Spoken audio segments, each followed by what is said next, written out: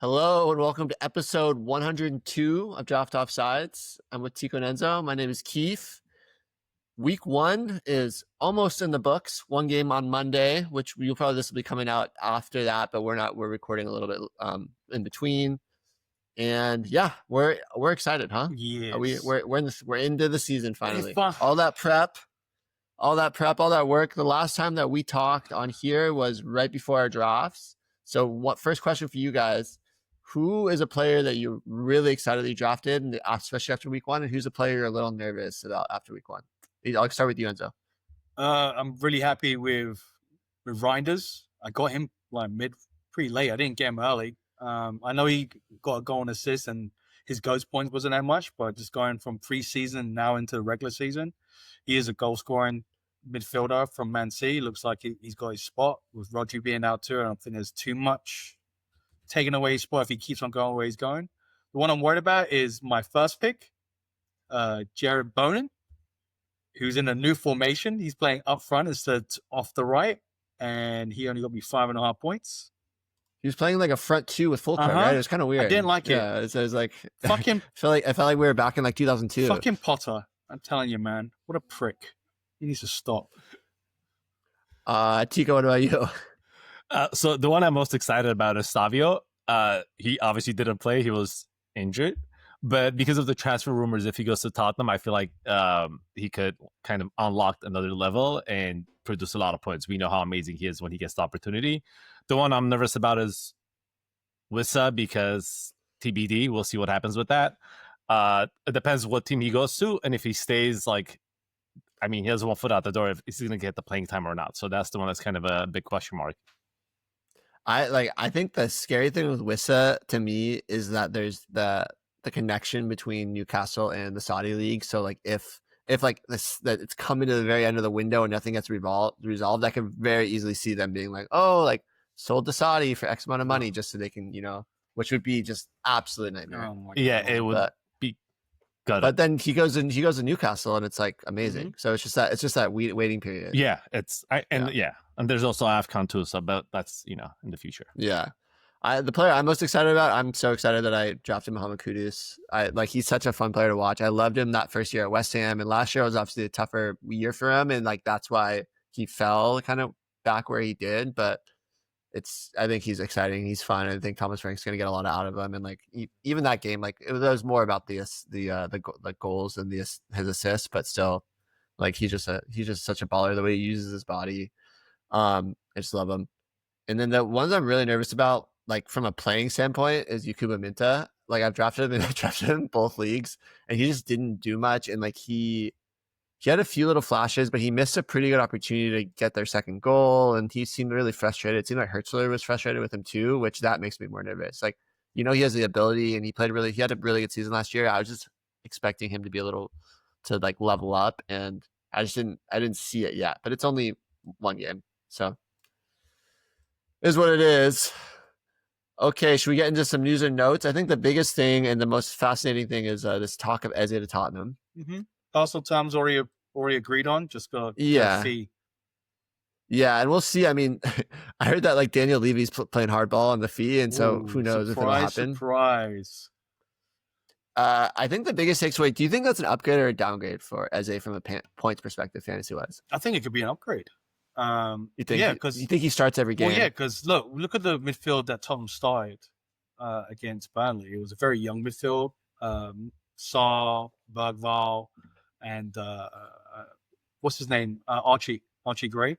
Archie Gray. And we had Paulinho on the bench, where you really would think he would start week in, week out, but I think he probably will be starting and then soon enough. Yeah. One of those three is going to stick in there, which I probably think Bergvall will, and then you'll have Eze as the 10. And if we got Savio, and then you got Savio and Kudus on the side, and then you got, Richarlison playing up front, we should be fine with Solanke coming off the bench.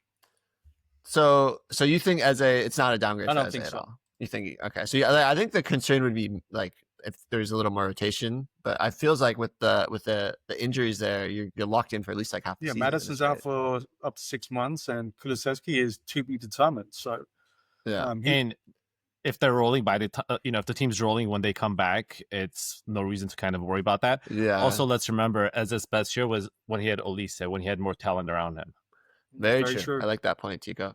I think the biggest downgrade for this is any Mateta owner should be going, oh, shoot, right now. I think it's just really, really not good for him. The amount of creativity he provides and the amount of space he creates for the players around him.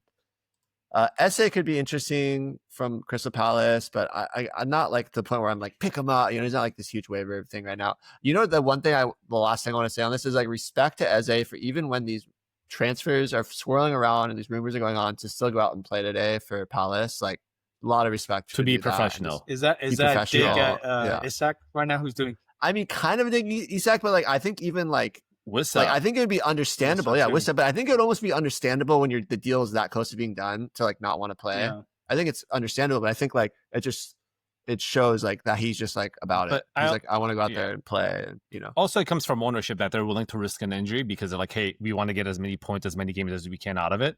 Whereas like Wissa literally walked out of practice, so just come on, yeah, professional, yeah. Okay, other thing, Forrest be buying. They've bought like. They're doing that thing again they did like their first year where they're throwing a lot of spaghetti at the wall and seeing what sticks. McAtee's there. They have another striker coming in or another winger. There's a couple other ones that they just got as well. So that's interesting. I think McAtee's exciting. Who was the other? There's someone else I'm thinking. Oh, Omari Hutchinson. The winger. I think he could be interesting for them. Obviously they bought that in Donde, who scored. So there's suddenly a lot of players in the shuffle there. And, outside of like MGW and Chris Wood, the attack seems like it's kind of up for grabs for all those positions. I don't think Cal Hudson-Odoi is like locked in. No, he's too injury prone. Elango is going to be missed, in my opinion, but they've bought a couple pieces with the money they got to try to. And they've got Europe this year. Let's not forget about that. Crystal Palace failed in their appeal, and now Forrest are they're in Europa and they're in conference. So. And they have a lot of the players they buy. They're not spending a lot of money. No, like for McCaddy, like it's what 25 million. They're Chelsea light. The Chelsea light. They kind of are Chelsea light, aren't they? I like that. Yeah, Chelsea light. Okay, we don't need to be on this too long. Ederson's looking like he might be leaving. Trafford started. I doubt that Ederson plays for them again. There's rumors of Donnarumma as a replacement, but I think Trafford's a great keeper to have for now. He put up good points, looked good distribution out of the back. Yeah. So yeah, I mean, keepers are keepers. He's from the Man City academy too, so he already knows what the expectation is. And honestly, if Donnarumma doesn't go and he goes to Man, I'd rather him go to City than Man United. To be honest. I just can't imagine Pep having Donnarumma because he's just not as good with his feet. And you think of Pep, you think of these really good keepers with their feet. That's true. He's also pretty overrated. He single-handedly kept them in the Champions League. He did, like for PSG. He's had his moments. He's just not consistent. Okay. Last little bit of news: Jacob Ramsey to Newcastle. Is that fantasy viable? He was always kind of on the cusp of being rostered last year for Aston Villa. I think the year before he was pretty solid. Yeah, but are you kind of like, where is he going to play? Is he back up for the mids? He's not going to take Joelinton, Tonali, or Bruno G spot. I don't see it. I could see him maybe battling Joelinton by the end of the year, getting some more starts. But yeah, I don't think it's anything you need to be worrying about for fantasy as of right now. You don't see him play. He's not playing in one of the front three positions. No. All right. Any other major news? Not that I know of. Sunderland got someone else, but I don't even know who it is. I feel like we're just in that stage where we kind of have to wait and see a little bit with some of these transfers.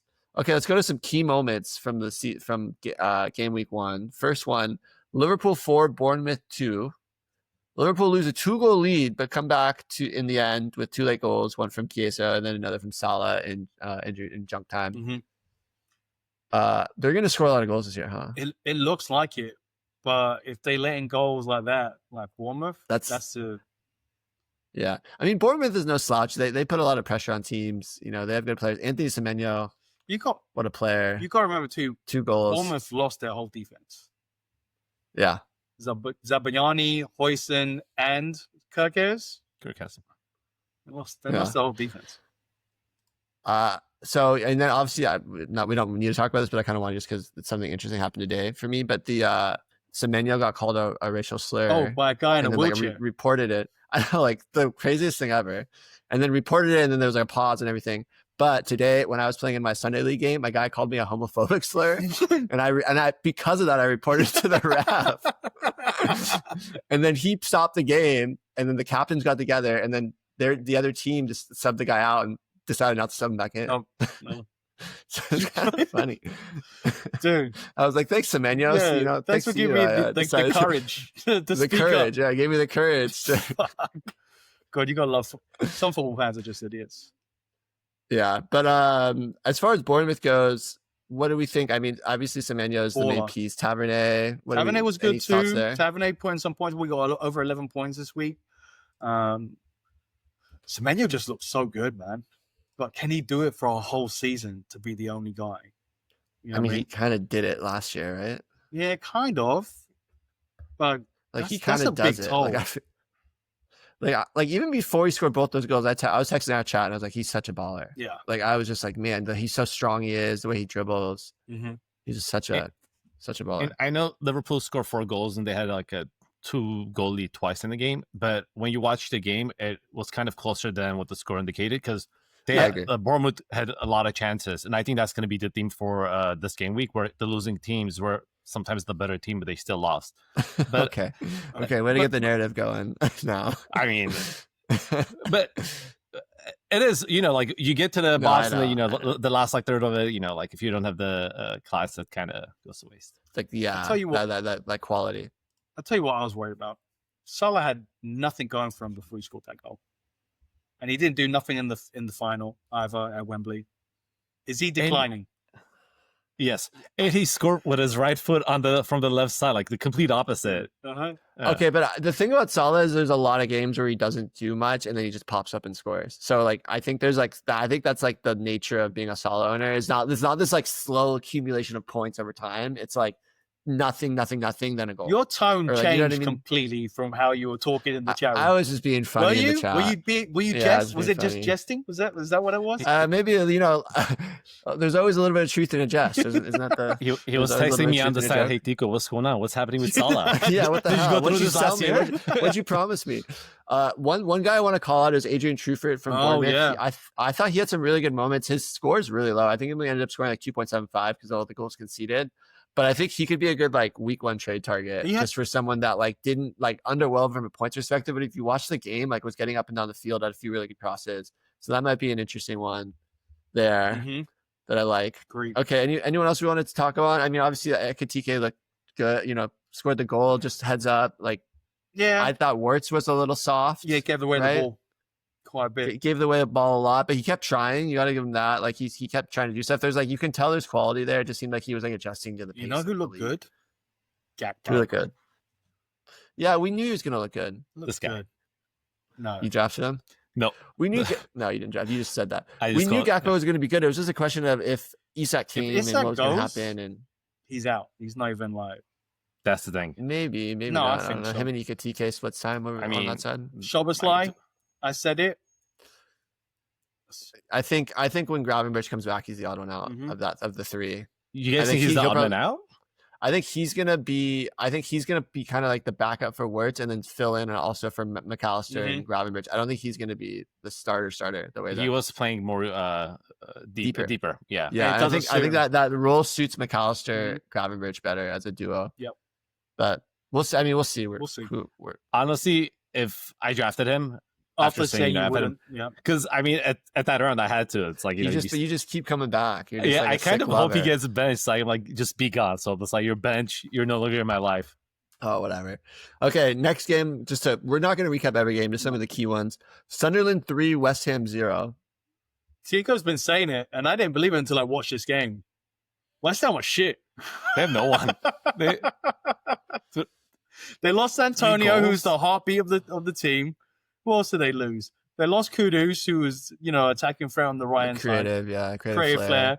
And they've changed the formation, and they've got the zombie Potter as their manager.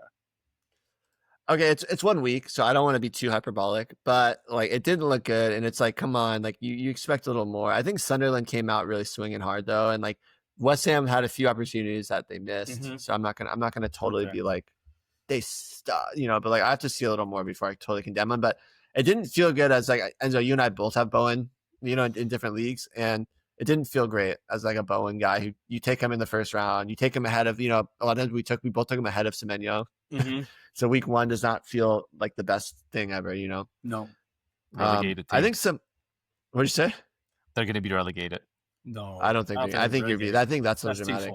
I think that El Haj Malik Diouf looked really good. Mm-hmm. He was the highest scorer on the team at 9.75 points. He plays like a wing back, but he's classified as a mid. Mm-hmm. But yeah, I think that he's an interesting guy. I think he's rostered in over 65% of leagues. But so I'm just going to say that Sunderland, the way they play against West Ham, it won't work against other teams because they're doing a lot of long balls. They're playing Sam Allardyce ball. They're doing long balls over the top, and that's not going to work against most of the teams in the Premier League. Yeah, Graham Potter's such a tinker, though. I'm not like I think they'll have a different formation next week. I'm not super stressed. I think there's a few guys on Sunderland that were kind of interesting, and I don't even think they're the strikers. I think it's some of the defenders. Especially with we're gonna talk about them in waivers, but especially with like their next game against Burnley. Yeah, I think there's something there. But you gotta like kudos to them. I thought they look good. And it's nice to have Sunderland back in the top flight. They brought a lot of energy to that game for sure. Yes, they did. But I'm not in full panic station. I think like the guys that I'm not that excited with is like I don't know. Everyone thought like Lucas Paqueta would be like back to that, but like playing a 10 role, him being back is what he's playing that life. He's playing more forward. He is, but like I've said this a million times. He's not a 10. Oh, he's like it drives me crazy. So like he ESR. gets put there. Got it. Yeah. Okay. Sure. Fulkrug, I think he looked really good in the preseason. Didn't look great here. So, I don't know. Like James Ward-Prowse, like nothing from him. I'm gonna hold off on like being super dramatic just because it is week 1. 2.3% of the you way sound like you're being dramatic, but yes, it's only week 1. Yeah, it's week 1. Yeah, so let's not. Don't throw a bunch of trades everywhere. Don't. Yeah, just calm down. Stay calm. Carry on. Okay. Next one, Wolves 0, City 4. I think the star of the show is Tijjani Reijnders with a goal and an assist and created the first goal too. Mm-hmm. Looked pretty good. And he had a hockey assist for the first goal too. The first one, yeah. Looked pretty darn good.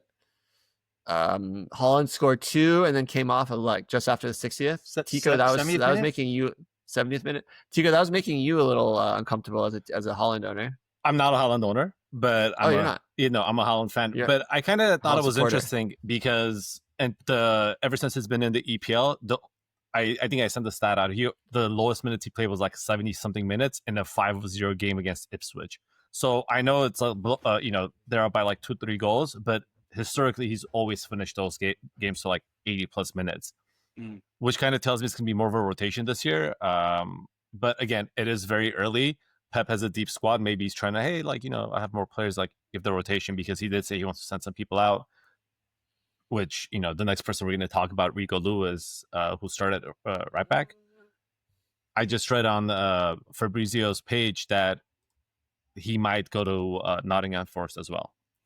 Yeah, it was like he might go. Like they were going to send an offer, but then now it seems like he might want to stay. So it's kind of like it's kind of so. But he did play well, 17.75 points, but 13 of those was from a clean sheet and an assist, so not a lot of ghost points. So the right back position for City is just not producing points right now, but that could change. I mean, just historically. I know he got like 19 points too. I mean, that's pretty good from your right and your left back. Yeah, but he did most of it from like ghost points. I know. Yeah, and that's where I think City will be obviously a rotation. I think that Holland will still get the majority of minutes, but I like Enzo and I, as we were telling you in the chat, it's like it's not that like I don't think it's that alarming that Holland's getting a little bit of rest later in games when they're up 3-0. No, like I think it's fine. I think it's Pep just being a little bit proactive and knowing that he has a big squad and can get away with that. He's smart, man. Did you guys watch this game? Yeah. I was surprised. Wolves had their opportunities as well, like coming down the wings. Well, they're very counter-attacking, and they're fast. They're very fast, but they don't have that killer. Like Strand Larson missed a couple sitters. Yeah. Again, early week 1. That's actually promising that at least he got in position. But we'll see. That Wolf, he looked pretty good. Wolf looked Oh, yeah, no, the I left did. back, Yeah. the new left back. Yeah. Yeah. I think everyone was a little bummed not to see Arias Mhm. from the rip, but I think it's a big transition into the Premier League Yeah. from South America. So I think I'm not fully getting rid of that one yet either. Okay, next game: Tottenham 3, Burnley 0. Flying start to Tottenham, but 1-0 up. Burnley had some chances. Mhm. It wasn't this like dominant performance, but then of course the quality shit came through. But the ultimately, quality of their chances wasn't the greatest, though. They took a lot of shots from outside the box. I think they had like something like 18 shots or 14 shots, but only like 4 on target. You know But what I mean? it's Burnley getting those shots. So if But they they were play against the shooting better, from outside the box. They could No, do they that had a few against most. crosses. Bruv, I Yeah. watched the game. They so did I. shut With up. unbiased eyes. I'm being unbiased. I'm just saying that we had more possession, more control, Yeah. and our shots were we had more touches in the box Against Burnley. without a doubt, against you guys are a better Burnley. team. But that's Yeah. not the point I'm making. It's just you're saying stats, but if you're going with stats, Tottenham played better. How confident are you with Vicario? I am not confident. You see that when he punched away? My God, like he just like what? I don't know, man. I'm dropping him for the second week. We're playing C, so he's, that's how confident I am in Vicario. I think he's fine. I Like, I feel like I feel like no keeper looks good. You know what I mean? Damn. Other than David Wright. But you know what? I just feel like all those like high claims, like those types of things, like everyone's like, why do you get points for that? It's like, because now when you see players do it, it's like, that looks hard. Yeah, You're like running out there and like timing this ball with like a minefield in front of you of like guys that are trying to elbow you and hit check you. Mhm. But It's this wasn't even a it's high gnarly. claim. It's like a cross. No, Okay, not even like yeah. a shot from far away. Yeah. But he is a character. I'm a fan of him. but I like yeah, Vicario. I'll be okay with him. I'll pick him back up once we're not playing C. Not if I pick him up before. You go right ahead. There's like a Sucker. bunch of freaking goalkeepers. Anyway, Richarlison got All a right. brace. Kudus got a brace of assists. Kudus looked good. Don't get wrong. I think Richarlison's first one he sort of shimmed it, but that second goal was Oh, Peach. Oh. That reminded me of that. That was like flashbacks to the World Cup Yeah, with him. With that it was goal. nice. Did you see what he posted on he- Instagram? He looked like I don't know Ronaldo. what he do. The Ronaldo with the haircut. Mhm. Oh, with him. Yeah. Oh, I love that. I mean, I've always kind of rooted for Richarlison. Yeah. I kind of like him. I just like how like mercurial he is and like crazy he is. I think you're I like right him crazy. about the centre backs though, Keefe. Like Van der Ven and Romero, the amount of tackles and headers, aerials won. One of them is going to be a high scoring centre back this season. They both could be They pretty both could solid. be I too, think. yeah. Jed Spence was good down the left. He looked really good too. Yeah, that's really reassuring for you guys. I was a little bit off that Marcus Edwards didn't start for Burnley. They started with Lyle Foster up front, who I'm not very. If I remember correctly, doesn't he get injured quite a bit? So I'm not too. Yeah, I mean, he was in the league what 2 years ago. Yeah, 2 years ago. Yeah. I don't think there's much there. I think I need to see a little more from Burnley from Yeah. an attacking perspective before I even care. Yeah, it's really exciting. It's going to be interesting to see Richarlison like this next week. It looks like Solanke's working his way into fitness. Mhm. And Thomas Franks made some really interesting comments in the post game where he's like, oh, like Richarlison's doing so well, but we really need to monitor his minutes because of all his injuries in the past and blah, blah, blah. And it almost to me sounded like he was like setting up for a Solanke start even after that. But I wouldn't be surprised if Richarlison gets at least one more start after that. But I mean, if he's scoring goals like that, no one's gonna bench him, right? No, No chicken dance. pigeon dance. Maybe the chicken Pigeon dance dance, yeah. as well was not good for Richarlison. Maybe he needs to avoid the chicken dance Yeah, maybe. after goals. All right, next one. United 0, Arsenal 1. United looked better for large chunks of the game, most of the game, Like, the whole game. For a good part. I of just the game. watched. I watched the stoppage extended time. highlights, so that's all I could. That's all Yeah. like. I watched the second half. definitely No the better team. Sesko, no Sesko or Ahmad in the starting lineup. That must not feel great for the guys who drafted Ahmad like Tico.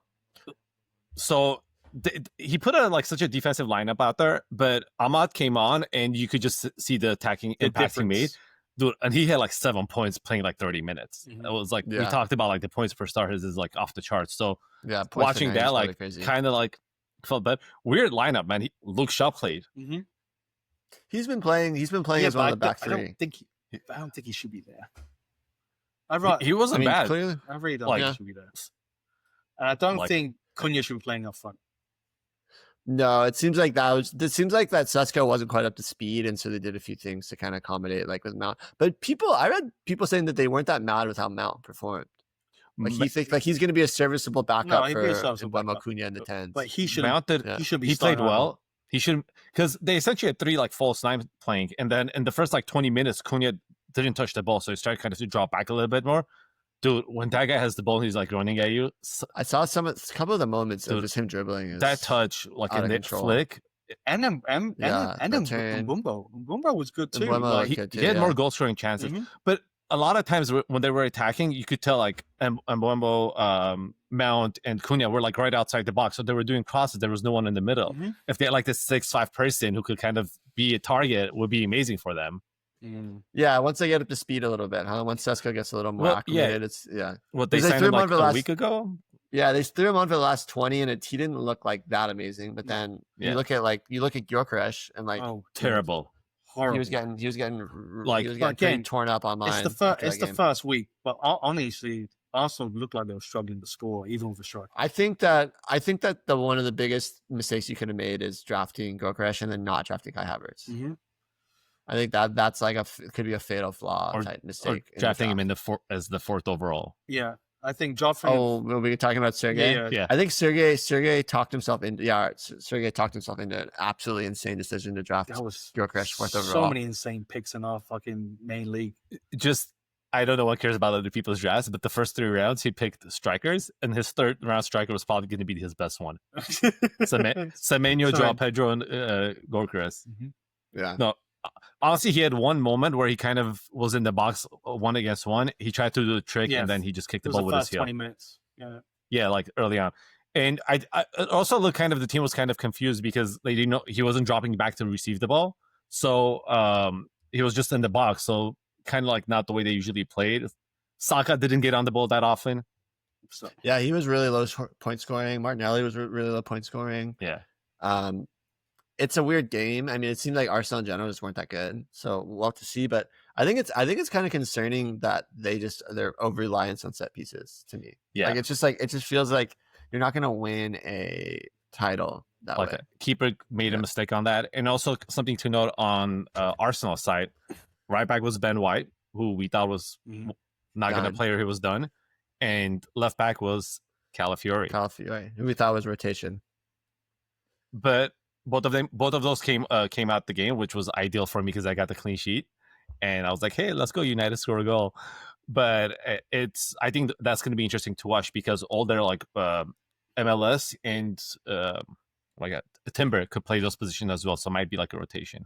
I think it's going to be a lot of rotation in the Arsenal defense. I kind of stayed away from the Arsenal like right and left backs just because it felt like such a headache this year. I added both of them. Can I? Oh my god! Can I just? For our attention to the chat right now, and how Sergey is really unhappy that we're kind of talking down on Arsenal. Didn't have a preseason. Let's remember that. Great build-up play, good runs. Odegaard looked trash. Held onto the ball too much. Couple of counts where they made the wrong decision. No wary alert. Oh my god! Honestly, I think it's the first game of the season. Pretty good. Yeah, I mean, I think it's the first game of the season. We're gonna see a little bit of rust. I think that was kind of like the theme of the whole thing. I think.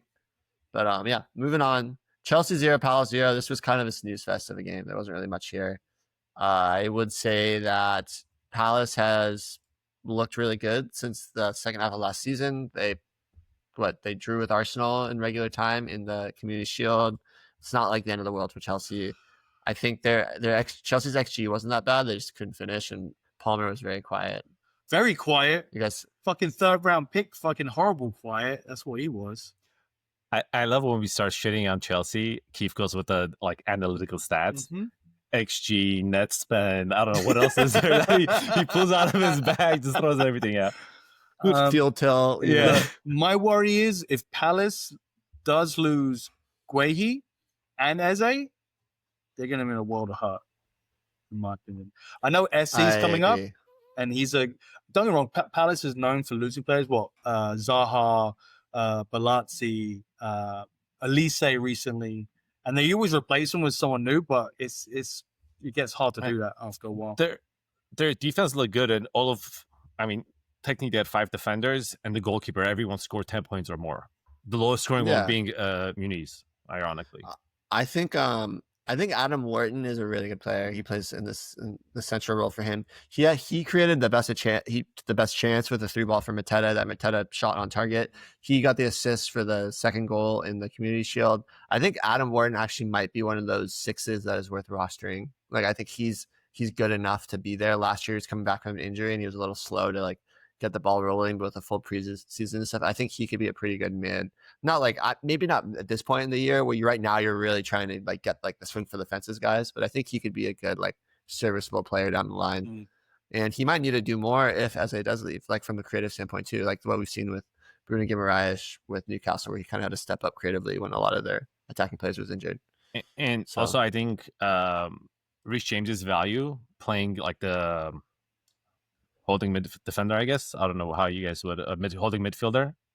I think that kind of adds something else to his value as long as he plays there, and obviously if he's healthy, because he'll be more involved in the attack. And he was taking the corners as well from the left side. I was gonna say. I saw that. Yeah. The Chelsea had a weird corner routine this time though. They were literally just going for the near post. It was very odd. It caused problems like the very first corner, and then every other one I thought was like very underwhelming. Yeah. Oh, they're like, oh, that's what they're doing. Let's just put a defender there.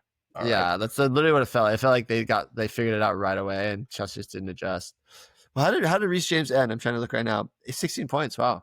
Yeah. So I think, man, that was such a hard pill to swallow drafting him just with the amount of injuries he has. But this was always the promise. You know what I mean? Yeah. The other shout out is with Colwell injured, and then Tosin got injured in the run up the last few days of this game. So Josh Archimpong came in, and he's young and he looked really solid. He was actually the highest scoring player for Chelsea at 17.25 points. Put him into my team this morning at 5:45 a.m. Nice. Felt really good about that. Our boy got some playing time as well. Esteban, yeah, he actually had a really good chance that he could have. He took like a second touch. I think he just didn't hit that first time. He should have just passed it to, I think, was it Neto? Yeah. Yeah, I mean, it's just. But yeah, I thought he looked promising. I mean, the fact that they went to him in a game where they were drawing and they wanted a goal is really promising. I think if someone owns them, they'd feel really good. And I'm really regretting passing on him. I passed on him. I just immediately was like, why did I do that? Why did I take freaking Adingra and not take Esteban Willian? And Tico, 2 picks after me, snatched him and was grinning like a feral wolf. Kind of like this in the 12th round. I was so happy. I was like, I was so annoyed at myself. For sure, I thought Keefe was going to take it when he did it. I should have. I became a coward for a second. I was a coward. I was the coward's move. Okay, moving on. Next section we have here. We're going to talk about like some waiver players that we think are pickups. There's a lot, and there's not going to usually be this many. I think it's just the first week of the season. There's a lot of moving pieces. It's going to be like this for the next few weeks, I feel. Maybe, yeah, but this is definitely like the time. I think that number one thing everyone's talking about is Richarlison, 49% owned. I'm not like as like hardcore on him. I think he could potentially get the start next week, but next week it's against City, and so it's hard to really be like that excited about it. I still don't think City's like this lockdown defensive team, so there's always a chance they can nick a goal. But I just I still think that he could. I mean, scoring 2 goals like that, it's hard to see Solanke taking the spot right off the rip. But I think against City, he would be a good player to start, because how are they going to score? Like mostly crosses and put it in the box, and he's always going to be there on the counterattack. So I think you're right, Tico. Say it again. You guys are pretty in on it. Well, no. So then, what do you? I think it's a short-term rental though. I like that. So I'm thinking about it from like a fab perspective. What would you like? How much fab would you spend? I'm thinking like 20 fab maybe, and that's a lot.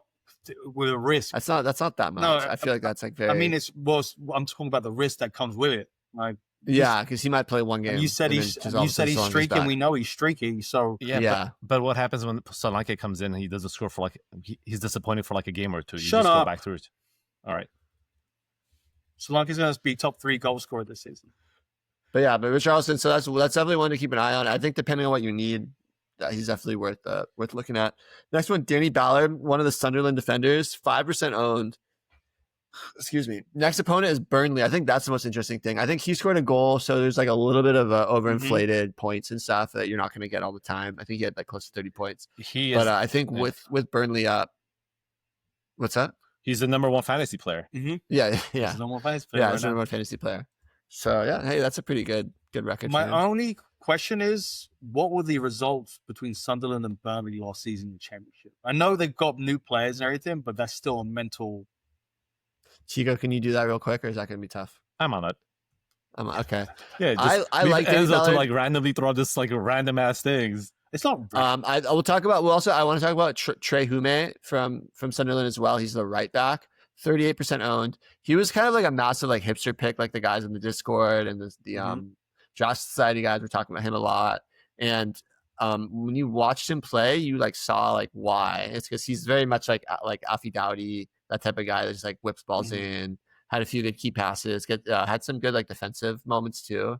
So I think he could be a pretty interesting player as well. I think I'd probably rather pick up him than Danny Ballard, just because I think there's potential. There's more long-term potential there. How much fab? But I think both of them. Which one? How much fab? I think you could spend a big chunk of fab on him. I think you can spend like 30 fab, if not more even, because like that could be your defender 2 or 3 for the rest of the season potentially. I think he's like good enough for that. I feel like you got to save your fab until this transfer window's over though. But I mean, everyone's gonna have fab. I mean, it just depends on what you need. Yeah. It's so dependent on if you're really hurting for defenders and he's on your waivers. I mean, he's only 38% owned. That's true. Tico, what do you got for us?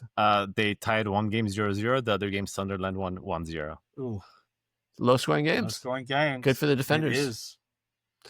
Yeah. So I like that. So I think for me it's Trey Hume and then Danny Ballard is in the ranking order for those two. Okay, the other one I have is Matt O'Reilly, Brighton, 38% owned. Next opponent, Everton.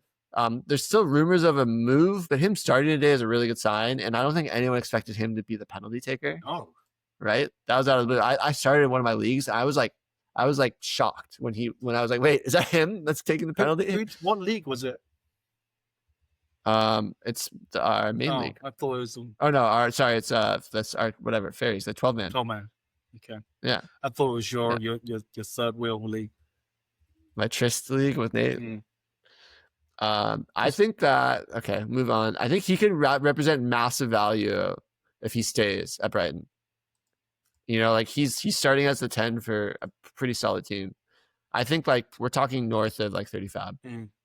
I think we're talking like throw some money at him, because I think the only concern is if he goes, but I just don't see that they start him if they really think he's going to go.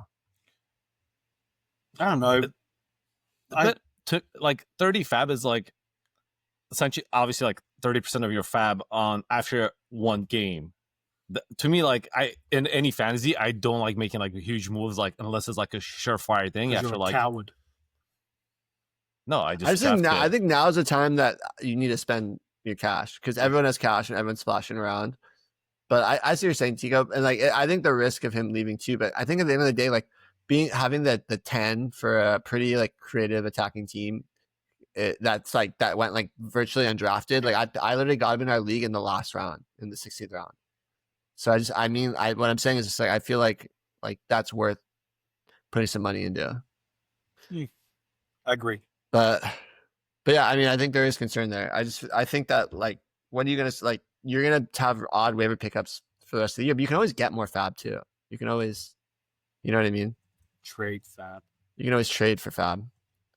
So if you need a midfielder right now, like is there a better midfielder? Is there a better midfielder right now on waivers? I mean, in our league, the commissioner is pretty corrupt, so I'm pretty sure I could bribe him for some fab points. Come on, Oscar Bob. But I think so. We can move on to them right now. Let's talk about the City Youth.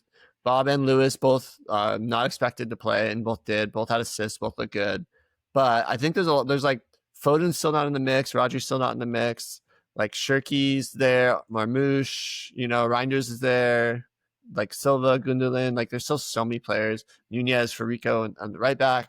Like I just can't imagine that's going to be like their positions rest of the season. I don't. So then, But like but like right now might be done tomorrow. Right now might be done before the next game. I think Bob starts again just because of his performance this game. It's Pat, man. You really want to start trying to get into his head. Yeah, like Gvardiol didn't play, Nunez didn't play, Shirky didn't play, so all those players could replace both Lewis, Rigo Lewis, and Oscar Bob with 2 Bs. Like I like Pep would also be the type of crazy son of a bitch to like bench Reijnders. Hey, mind your language, Keefe. You know what I mean? Sorry about that. Okay, next on here. We talked about Josh Archimpong from Chelsea. Chelsea is in a bit of a CB crisis just with the Tosin injury that's just came up. He stepped up and looked really comfortable. And Mateta's like not easy to play against. Mateta's a good, strong forward who's going to cause problems.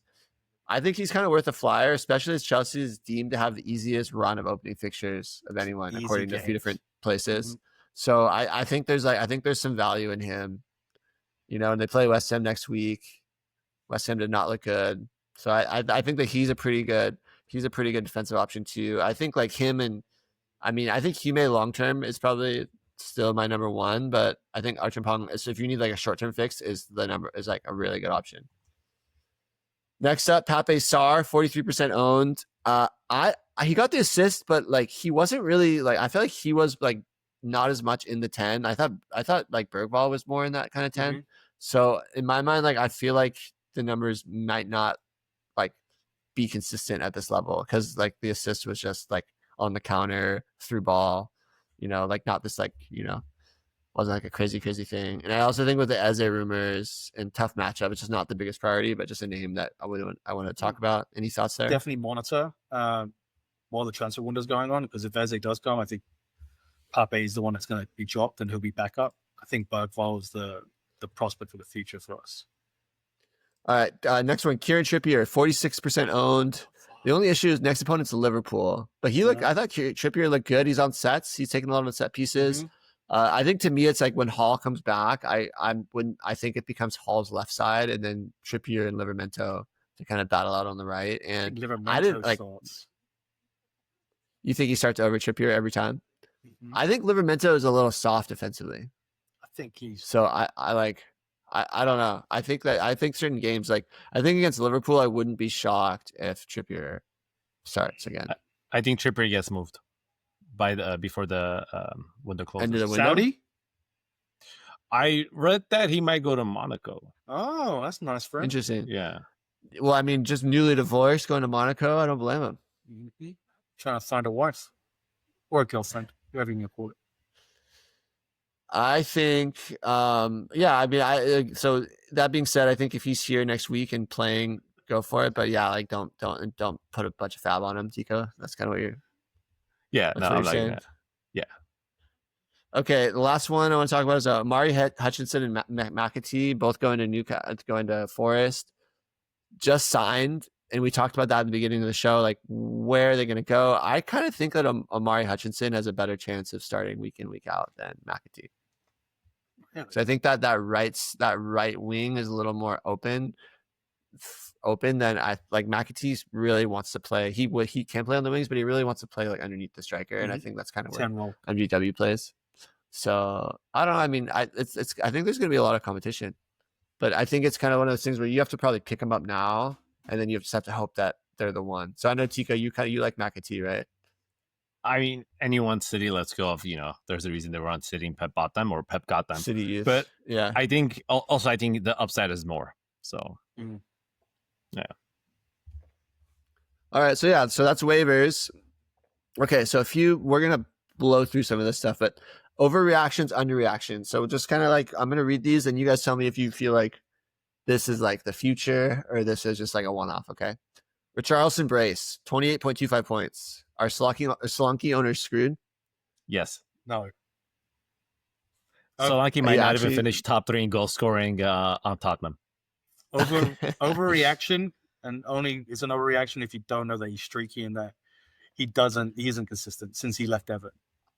That's kind of how I feel. I feel like Richarlison does this. He like looks amazing, and then it's just Richarlison. Until he doesn't again.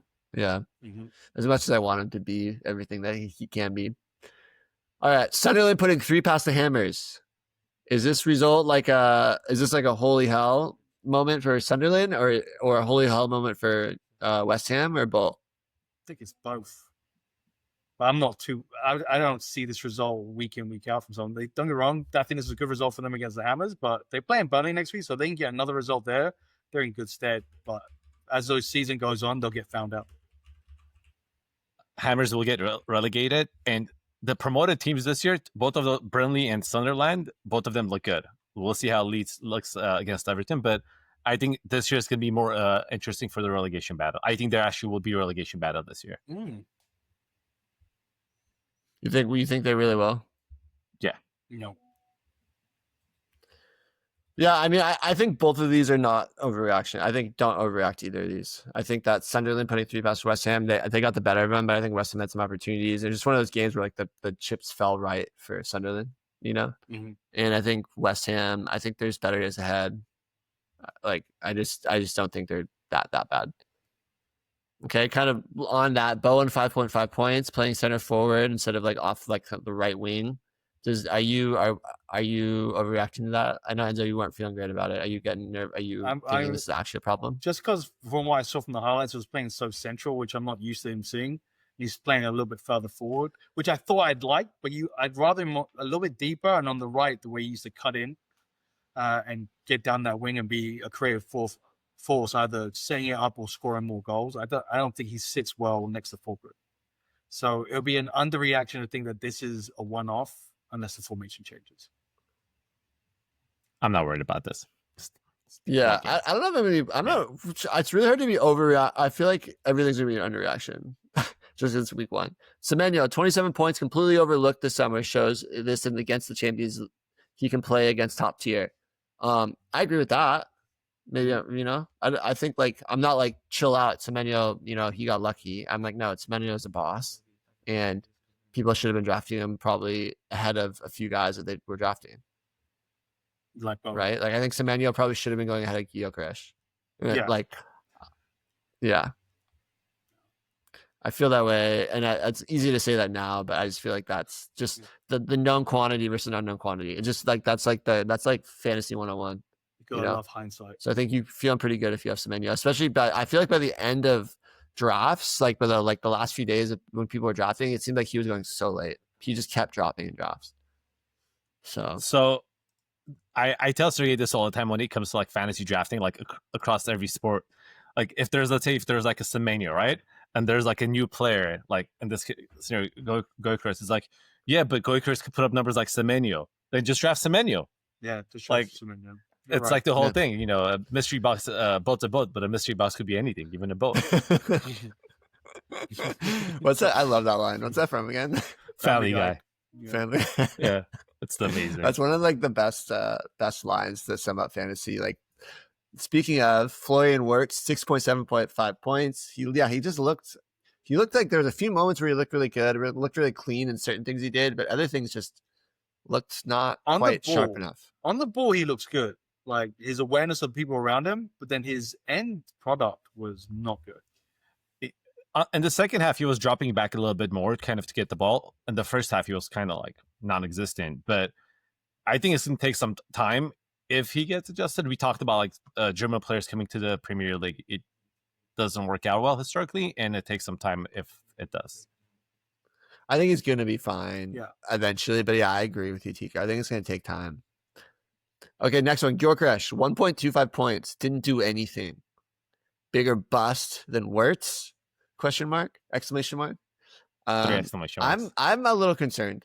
I'm a little concerned because I don't think it was just like, oh, he didn't look good. I thought it was like, from what I saw, you know, obviously extended highlights, I didn't watch the whole game, but I felt like a lot of the plays and stuff that he was involved in, it felt like, oh, he's like, they're like not really like, he's not doing the things that Arsenal need, you know? No. Like I feel like they need to change their game a little bit, or he needs to change his game a little bit. And I didn't really feel like either one was really changing their game as of right now. He has no grass to run into, which we said was going to affect him.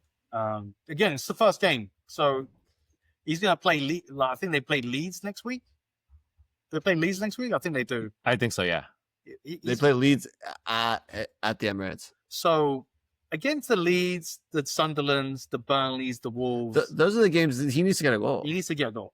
But it's the way this guy was like, they started talking about him after like what, a couple of good Champions League games, which is, like, you know, great. You had a couple of good Champions League games. But when you kind of look at it, before that, no one was talking about him. I mean, he did score 97 goals in 2 years. Mm-hmm. how many was that against like the top tier teams? I know. Like I know. 10%. I get it. And also, it's not like the Dutch league is it's more technically skilled, whereas like the Portuguese league, like whatever. Yeah. Okay. Let's move. We got to power through these guys. Yeah. Let's move on. But I know you're saying. I think we're a little divided there. Wood 23.5 points, 2 goals. I played against him in both of my leagues, which was painful. Is mahogany wood? Smells like Is it rich fake wood? Is mahogany. Is it vinyl? Is it vinyl or is it wood? It's Is it vinyl or is it real Dave wood? Chappelle. I Googled what's the highest quality wood. It said mahogany. So Oh my god! I mahogany thought you were referencing Dave Chappelle. Like it's rich mahogany. So I think he had a good game. I think Wood had a good game. The first goal was just a little bit opportunistic, and he took it well. Mhm. The second goal was just a good pass. Probably really shouldn't have had that much time and shouldn't have been able to split a midfield / defense like that. I think part of those things are Brentford, just new coach, first game. Mhm. I think I sorry, Keefe. So I think he's not going to be as good as last year, but I don't think he's going to drop off as much as we thought he was going to drop off. You I think he's going to somewhere- score 15 goals? I don't think he's going to score 15 12. goals. I think he scores 12. Yeah, 12 sounds better. That's 20. That's already like 16% of the way. Yeah. I Also, think that number might not be accurate. I don't know. I think at the end of the day, where he was going in drafts felt fine by the end. Where he was going in like the 5th or 6th round, I felt totally fine. Yeah. And I think that's the value, and I think he had a good day today. We'll he's see what a happens. forward too. Yeah, absolutely. We'll see what happens there. But I mean, if he can do it again, like hell yeah, power to him. There you go. Gibbs White looked good too. João Pedro, 0.5 points. Did he fool Chelsea and everyone by winning a dumb made up tournament, by looking good in a dumb made up tournament? That's what Enzo's notes. I didn't write that. That would be Tico. I wrote Tico. I wrote that he was a preseason superstar, and now regular season's here, and now has he fooled Chelsea us? always has one preseason guy that gets you. That was Nkunku last year. I didn't fall for it this year. What cracked me up about like writing this made up tournament is because all tournaments are made up. No, it's all made up. But we get a cool little badge that says world champions now. And no, I think João Pedro is gonna have a good. There. I think he's gonna be fine. This was just a bad Crystal Palace made it hard for Chelsea. João Pedro did not look great. I actually think this might have been a better game for Liam Delap if he would have played the whole thing. Yeah. But yeah, it's gonna be fun. I mean, I'm not panicking on that one yet. Okay, Cole Palmer though, 4 points. Needs to get off TikTok and Insta and start focused on playing productive football. Hasn't scored for an open goal play since January. In the Premier League, he hasn't, but he scored in the final of the made up tournament, whatever made up tournament. The made up European tournament, and then he scored a few really good goals in the made up world tournament. So I think it's more about just getting him on the ball more, and like I think Crystal Palace was doing a really good job of shutting him down. I'm not worried about. I'm not worried about either of them. I am worried about that obnoxious badge that you have right in the middle of your kit, though. It's very glorious. It's fucking obnoxious. Let everyone know that we're the champions. You know, it's not the first time they put that badge. Like in the previous tournaments, they still wore that badge. Real Madrid has had it. I don't know if it was on the chest or was it on the side of the jersey. Chest. It was always on the chest. So okay, Cunha, 11.5 points, nothing but ghosts. Started in the center forward role, didn't look as best, so he went to kind of one of the attacking mid roles and looked really solid. Mhm. I think like Tico is someone who, I know you're someone who loves highlights, like highlight reels. I think as someone who loves highlight reels, like he looked amazing. As someone who only watched the highlight reels of this game, he looked unreal. Yeah, he's good. Honestly, he looked the best player on the park at times. Now, Bruno was sitting deeper and he still got his points. I think Bruno's starting to accept that role. And then once he has Mbumbo and Cunha playing that 10 role and then Sesko up front and he has those two cutting to the wings, he's going to have so much to aim at. It's going to be so good. Yeah, like even Bruno had 13 points, all ghost points with the exception of 1. So if he gets starts getting assists, Bruno, don't have to worry about that. We're talking about Man U having a lot of like high scoring players, top 20. Cunha is going to produce, and Mbeumo is going to produce, Bruno's going to produce. Cunha is going to produce, and Diallo. I think there's going to be an odd man out there, but let's keep moving. Saka, not a good point total. He is on Tico's team and will be fine because he's on Tico's team, so he'll inevitably be fine. And Tico's just putting that out in the universe. Calafiori, 20.75 points with the goal. Obviously a clean sheet. Is he suddenly going to be the mad scramble dash for people to pick up if he's on waivers? I wouldn't. I think he has the highest upside from the defenders. You do. Do you think that I think everyone thought that it was MLS's position to lose? And you think maybe that was a little bit of wishful thinking? I think so, because he's not naturally a defender, MLS, and they paid a lot of money for Calafiori, and last year he was just injured. Whenever he played last year, he did well. He get 2 goals and assists. He just never got into that rhythm. And until he gets injured, I think he could be their version of Guardiola. I think I like this one. I want. Oh, go ahead, Enzo. I'm saying the big worry is that I know they won 1-0, but it took a defender to score from, and I don't think Calafiori can. Yeah, but week in, week out. I mean that's fine. Obviously, I think I'm thinking more like from a waiver standpoint. Like Calafiori is owned in 46% of leagues. Like maybe he should have been added to waivers. Like maybe that's a pretty good waiver too that I was overlooking. So you messed up, Keefe. Yeah, I think that's a pretty good one though. I think again it's like there's a little bit of risk.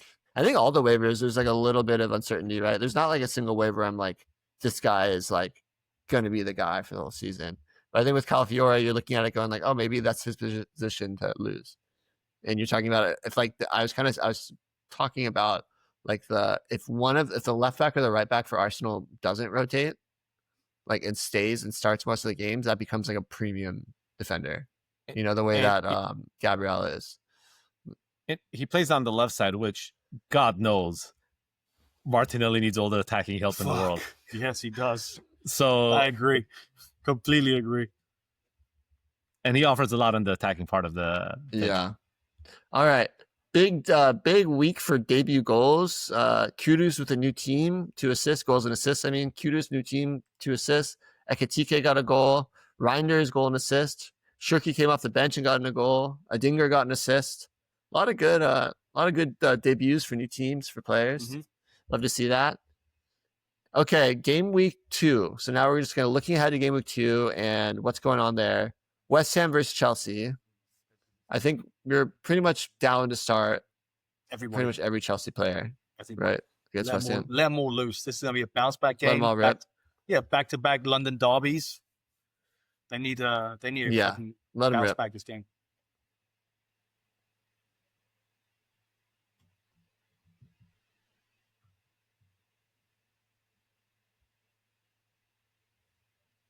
Yeah, no. Who was their goalkeeper? They got a new keeper. It was a new keeper, right? Yeah, I didn't. It wasn't Areola. Yeah, it wasn't Areola. But yeah, start all the Chelsea players, even the defenders. I start them all. I think they're all going to score big next week.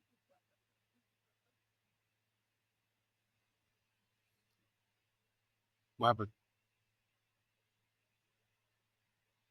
Did it? It's still recording on my side. Yeah, we could hear you. It says REC on top.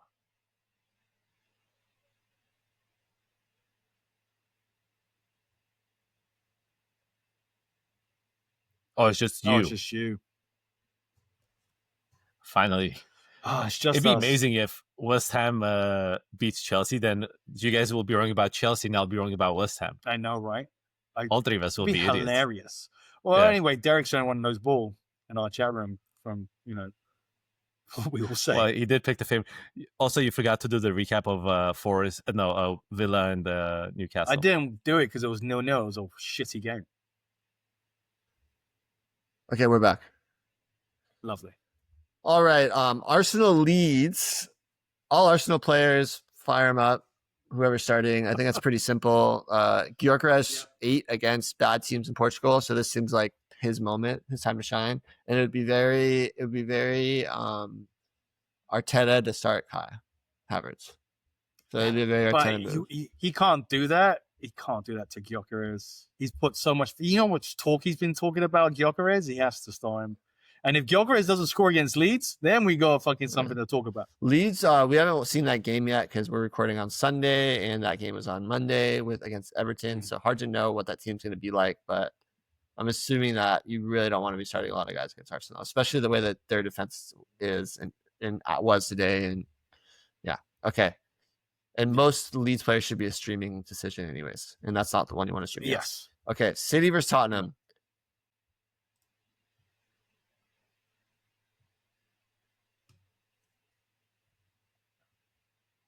Mm-hmm. You know, and Poro. Richarlison. I think it's going to be a high-scoring game. I would just say start everyone. You know, it'd be crazy if we got Eze.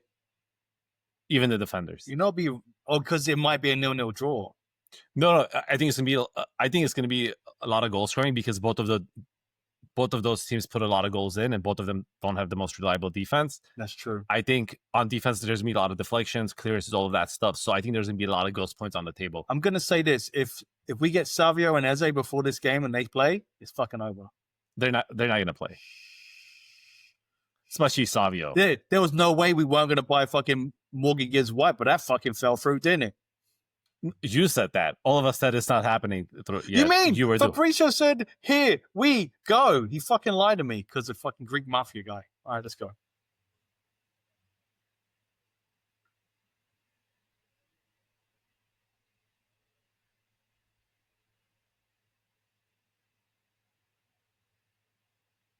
You gotta stop watching porn on your freaking computer, mate. But you do, so you admit you have a porn watching computer.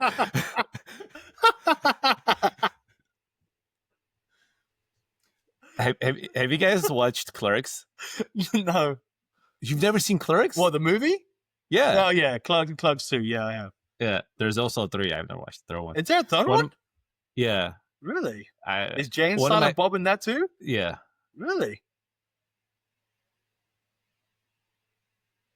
Yeah. Yeah. I like Dogma too. Mallrats. Dogma's amazing. You know. Mm-hmm. Oh. Yeah, you're also like moving around very slow and like bad quality. So yeah. So bring out the porn computer.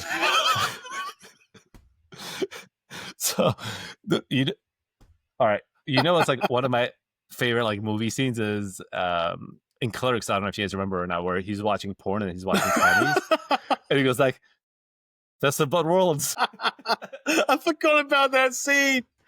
Oh man, that's such an amazing movie. It's pretty funny. You know, I haven't watched it in so long. There's so many parts. I probably as soon as I watch it, it'll come flooding back. But because the first one's black and white. Yeah, I like the second one where they make fun of like where they have the battle of argument of Star Wars versus Lord of the Rings. Oh my god, yeah. Where he's like, "This is the Lord of the Rings 3 movies." He's walking, then he trips, then it's like drop. All right, are we good? You switched over your laptop? No, I just stayed. I just refreshed again. I'm just gonna hold on, let me try something. Just close all your like other applications you have closed. Open. Yeah. He said, you know, he just said there, Tico, shut up. I know what I'm doing. Honestly, this computer's kind of old, and I think it was getting a little too hot. So I'm just letting it I lifted it so there's some air underneath, so it'll just like cycle. Because computers have fans in there to cool down the processor. Yeah, I didn't know that. I was wondering what that sound was. But okay, let's talk Newcastle Liverpool. Let's do City Tottenham again, just in case we didn't get that recording. Okay. Let's talk City Tottenham.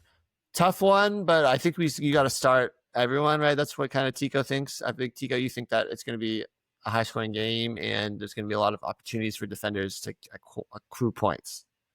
Yeah, last couple of years, both teams gave up a lot of goals. They gave up a lot of goal-scoring chances. So I think it's going to be a lot of shots on target, key passes, dribbles, and for defenders, obviously tackles and aerials. So even like the semi-startable Tottenham assets, you still think it's a go? So that makes me a little nervous. Those ones I wouldn't start the midfielders. It's a young midfield against. Oh well, I mean those guys aren't even really in contention, are they? I would I would play Spence. What about if Brennan Johnson starts? I'd play Brennan Johnson. I won't. Yeah. Well, I don't know because I have 3 players Hosley better than him, but they can't fucking score. So. Okay, I think that's an interesting take on it. I'm a little nervous. I know there's Tottenham players that I personally you have to start. Yeah, and I think City you're gonna do that, but I think I wouldn't feel like I need to start City defenders other than at Nori. Mm. You know. Yeah. I wouldn't be like I wouldn't be like I'm backed into a corner. I have to start these guys. But I feel like some of the Tottenham guys I feel that way about. But you guys, it seems like you guys have a little bit of a different take. Next one, Newcastle versus Liverpool. That's gonna be a fun game. I think Liverpool's gonna fucking trounce these guys. They're gonna Language. Sorry, they're going. Newcastle. They're gonna bulldoze over Newcastle. I thought Newcastle looked pretty good against Villa. I thought that was, even though it was a 0-0 game, I thought it was a pretty interesting game. Like I thought they were going back and forth, and I don't think Newcastle battling. can score goals. Yeah, I mean, it definitely does not look good with just the way they have it set up. Anthony Gordon did not look great playing in that 9, like that false 9 role. It's just no one's gonna look good there if that's not your position. It's just like you feel for the guy, and he came out on the left wing at certain times, and all of a sudden looked good again. You just like feel for him. He should play on the left. And my biggest question about this game is, what team is Isak rooting for? Yeah, it'd be amazing if he shows up in like a Liverpool jersey. I think. Oh my god, that'll be horrible. Does a Garnacho? I want him to get a start. I think obviously against Liverpool is like not really a fair time to start a young kid like that, but I think he has potential.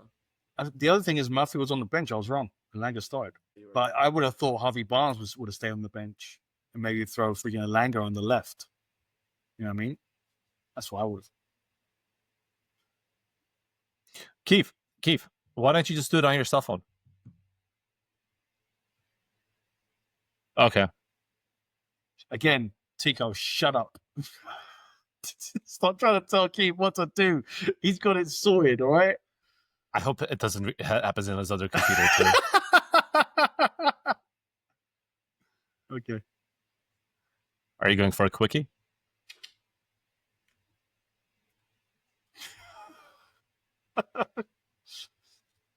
Oh my god.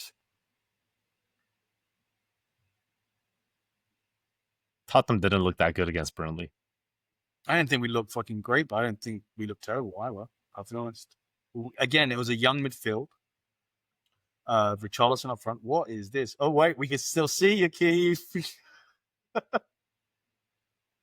That we see you? Oh, yo, it's like the Ring. Hey, what's your address? So just in case we have to fucking call the police.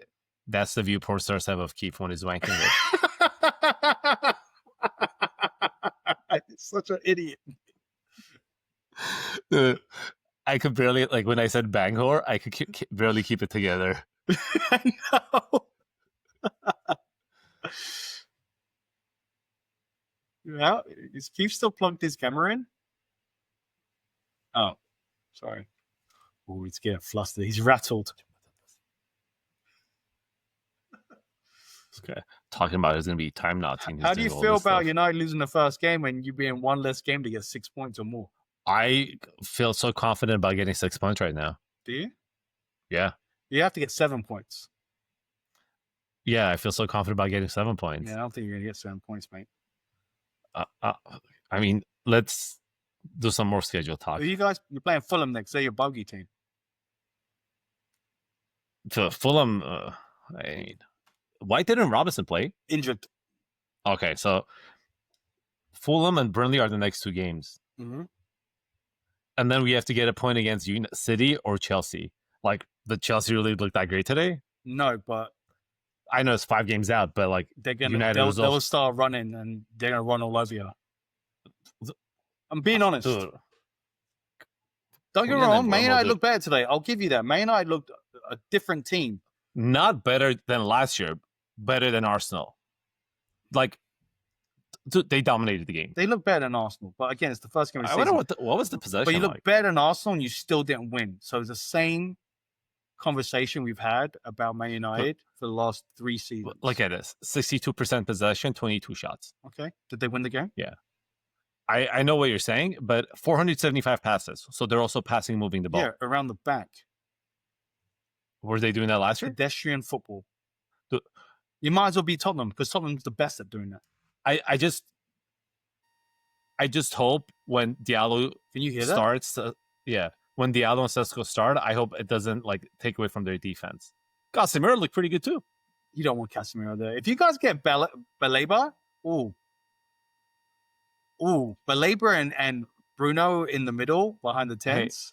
Hey, I want Casemiro everywhere, in every position. No, you don't. Come on. No, man. You know what this is? Yeah, he's got 5 Champions Leagues. Not like that bum Messi when he was on the bench for one of them. This guy played every game. Okay. He unlocked Marcelo. Yeah, but that was years ago. He's old now, and his nose. He's not that old. He needs to get a brand new nose job to fix that nose of his. Guess how old he is? 33. You knew this.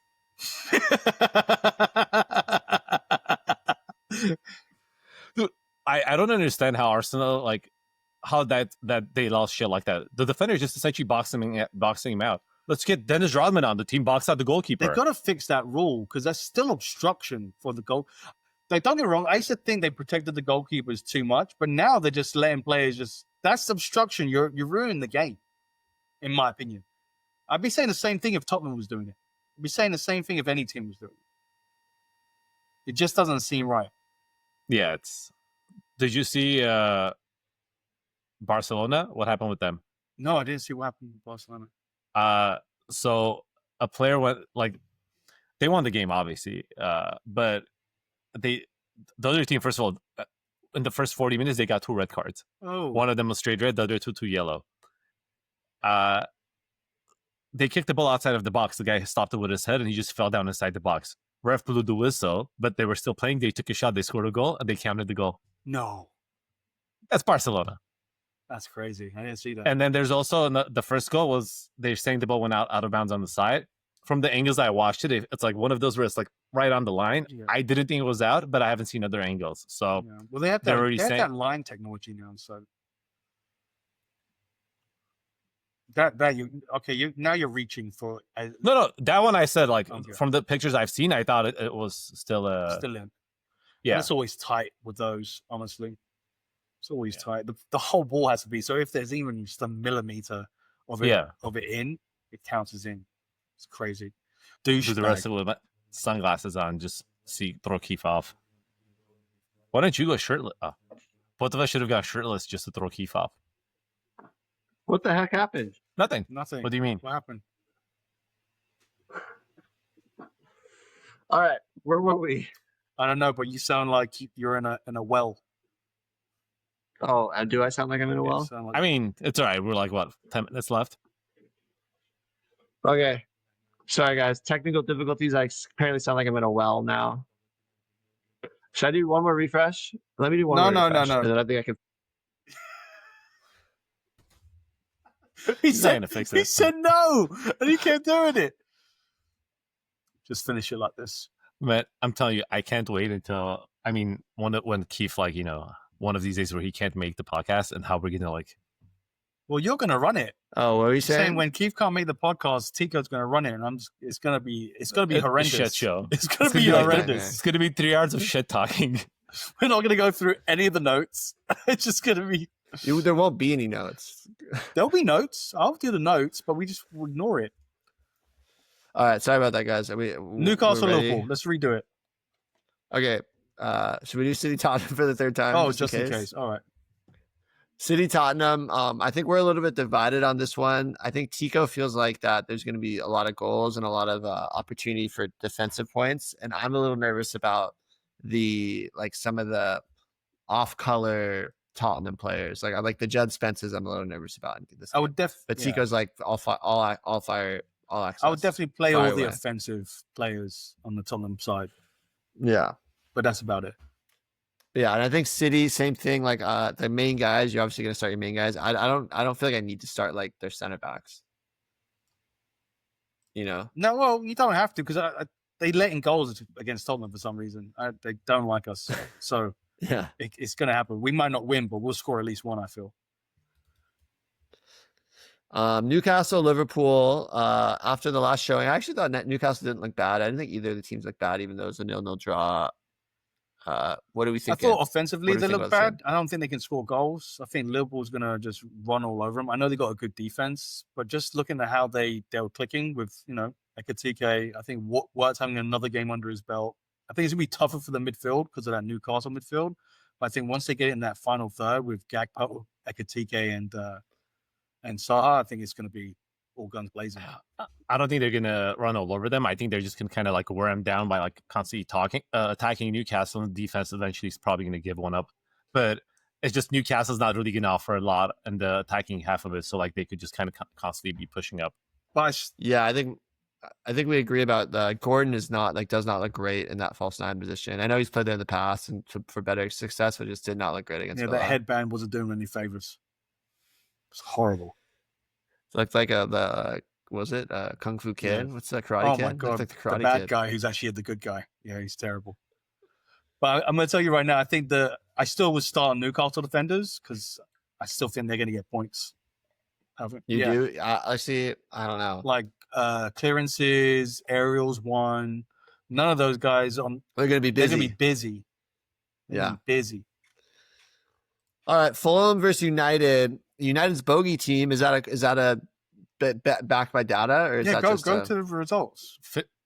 Finish the notes. Why are you just stopping after the bogey team? Trick question. Man United doesn't have a bogey team. Oh no, they do. Exactly. They do. Leeds and Fulham. And the rest of EPL. I actually thought United looked good enough that I'd be pretty bullish about United prospects. Keith, we're talking about our bet about the 7 points. I know you didn't watch. 6.5. Yeah. Are you more confident? Less confident? Less confident. I think they can win. If they win this game, I think I'm in a big trouble. Yeah. I think if they can only get a draw here, I'm feeling better. Well, yeah, it's over if they get a draw. It's not over. I don't think it's over, but yeah. But Less I confident. still like Fulham in here. Awobi's still balling out. They got, your boy, Raul Jimenez up front. So didn't do much in the last but game, he does that in regular season. Then all of a sudden bangs in a goal, a nice little header on the back post. You know who Jimenez is? He's like like when you're on the blackjack table, you catch a heater and you win that's Jimenez. He'll start a heater and then he'll like 7 games in a row where he has like a goal contribution. You just have to time it. He knows best. You never stop on a heater. You never stop gambling when you're on a heater. I feel like he knows better than anyone. I feel like he's a guy who's on a heater, but then he hits on 15. I also want to talk about the Fulham started this guy King, who was kind of unknown, like a younger guy ahead of Emile Smith-Rowe. I think he's a very interesting prospect / player. I don't think he generated tons of points, so I don't think he made waivers in that sense. But just from the standpoint of like, oh wow, like starting like 10 that isn't drafted in leagues is interesting. Did he pass the eye test, Keefe? I thought he looked good. Joshua King, but he only scored 3.5 points, so it's not like I'm not sitting here like pick this guy up. But I think he's one to keep an eye on, especially if he keeps getting starts over Emile Smith-Rowe. Okay. Yeah, I think at United you're going all systems go. Fulham, the guys that you drafted early, you're starting. I think like maybe not the best place for like spot starts. No. Be smart about it. Burnley, Sunderland, on the other hand, though, I think you can pretty comfortably, after that display that we saw against West Ham, you can pretty comfortably start a lot of Sunderland players, a lot of the defenders for Sunderland, and then like those stats that Tico pulled up about their last year's games, they're both really low scoring. So I like those. I like the defensive actions on Sunderland. Maybe a Dinger's in play, but I'm not like gung ho on all the Sunderland attackers. No, but if you're desperate. Yeah, good defensive cover. Palace versus Forrest is interesting. That might be my hipster pick of the week as far as interesting games go. Yeah. Who are you going for? Palace? Yeah. If they still have Eze, I go Palace. Yeah, I guess that's a good point. I think without Eze, Palace is tough. I think even without Eze, Palace would have a chance just because like Forrest is just going to sit back. It's not like I like the Forrest players though. I like Elliot. Wood's still up there. They still got Callum. Their defense is still good. They didn't really lose anything in their defense. They still got Mario, Milinkovic. Who's their left back? Aina. Oli Aina. I think they're solid. I think Forrest. This is a game Forrest can win with ease if they want to. Palace has been pretty darn good. But they've been good against good teams. Yeah, that's a good point. Like you're thinking that like a team that plays a little more like the way they play will be difficult. They just tied Chelsea. Yeah, it's a good team. They're world champions. Yeah, that's what I'm saying. This guy just stupid. All right. But yeah. Okay, what are the chances that Wood gets another goal? I think they're good. Yeah. And then he doesn't score for like 7 games straight. That's what I'm thinking. He scores again. Everyone goes crazy. Some massive trades happen, and then he doesn't score again for a few months. Yeah, no, I'm thinking 7 games. Said it right here. Do we? I mean, the Ndoye guy is interesting on Forrest. If he's available, I like him. I think he's interesting. Right. I just think that Palace defensively has been pretty good. So just real quick, this is the Forest schedule: Palace, West Ham, Arsenal, Burnley, Sunderland. Wow. Wood is going to be Okay, I take it back. He's got a better opportunity to score goals in those games. Yeah. Okay, so we're all of a sudden we're all on the Wood train. We've all hopped on. So not. I'm like I got one foot on and the other foot off, and just ready to jump. I think that's the type of guy that you ride out for a few of those games and you try and flip them. Danny Welbeck. Give me the Wood. Okay, next game, Wolves, Bournemouth. Wolves look promising in attack. I know it didn't look that way from the scoreline, but I agree that they had some good moments against City. Wolves will score. That's the note. That's the note from Tico. That's my prediction. Said it with confidence. I think whoever loses this game is going to be in the relegation belt. I don't think Bournemouth is even going to be close. I think they're to going to be relegation belt. I think that's such a crazy. It's not a crazy take. They lost half their defense. More than half. But they recruit well. They have a great coach. I just don't see it. Okay. Play attacking players for both teams. I do agree with that. I agree with that. What did Evan Nilsson and Kluivert do? Evan Nilsson had pretty close to 0, less than 1. Kluivert, that's a good question. Because he went high in the drafts, perfectly honest. He was going too high, in my opinion.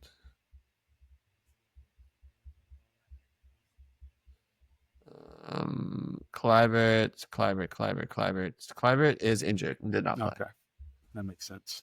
Okay, next game. Aston Villa versus Brentford. Are we worried that Brentford's going to capitulate again? I think so. Another collapse? I think so. I'm worried about Brentford. I'm worried about Brentford. Enzo, do you have the mic between your legs again? No. Sorry, that was me probably hitting my ankle with my vape. My bad. Yeah. I think Brentford has better days ahead. We've talked about that. I think this is probably not one of the better days. I think they lose. I think they're gonna be a little bit more like of a team though. I didn't watch the Villa and Newcastle game, but I heard Villa didn't look good at all. They didn't look good at all. These are both teams. Yeah, neither team looked particularly great. And it's like who's going to be worse in this game. But you've got Watkins on Villa, who can still score. They still got Morgan Rogers. I feel like they're attacking threats more because Brentford still doesn't have Wissa playing. So they got Sade and who was up front? Well, Sade didn't play this last game. I think he's coming back from an injury. Damsgaard didn't play last minute because his child was born. What a selfish prick to have his child born on the day of a game when people are depending on him to start him, and there's no warning. There's no like, hey, my child might be born today. You could have picked maybe up you should look for other options so you don't have to play. But you could have picked up a Leeds or an Evan player and jumped off one. No, but by the time that game happened, all my bench was already lost. Who was this that had a child? Damsgaard. I want to congratulate you. Yeah, congratulations. Congratulations. Hey, God bless your child. You know, maybe a healthy child. Keefe. You still won, Keefe. So you still won by 2 points. Gave me heart palpitations. Oh. Yeah, it could have been a lot more. A lot more points. Just read that Villa's probably going to sign Marco Asensio to a deal. Really? I haven't seen that too. 15 million, yeah. How much? You said 50? I see 13 million, 13 or 15. Oh, wow. It's going to be cheap because they want his wages off the books. And the Villa's going to pay him a lot of money. That's good. All right, those are our game week 2 outlooks. Last little thing before we go, we were trying to make this a short one and just could not help but Parlay O'Clock. Tico, what do you got for us? All right, so Arsenal over Leeds at -365. Liverpool over Newcastle -102. Yeah. Chelsea over West Ham -143, which brings us to +329. Or we could just do straight up Tottenham bet at +460. I don't want to do the Tottenham bet. No, let's do that. I like that. 329 is a nice little return. All right. I love it. That's our bet. I like it. We lost Okay. last week's parlay. We lost last week's parlay because we believe in West Ham after a whole preseason of talking shit on West Ham. Well, also Chelsea. Let's not just put on West Ham. That's true. Yeah, the West Ham happened first, so we could play West Ham. Okay. Okay, this has been episode 102 of Draft Offsides. My name is Keefe. I'm with Tico and Enzo. Follow us at Draft Offsides. We will be seeing you guys next week. We'll be doing this every week. Maybe not this long because we are excited and there's a lot of info to cover. But yes, we're going to be doing it.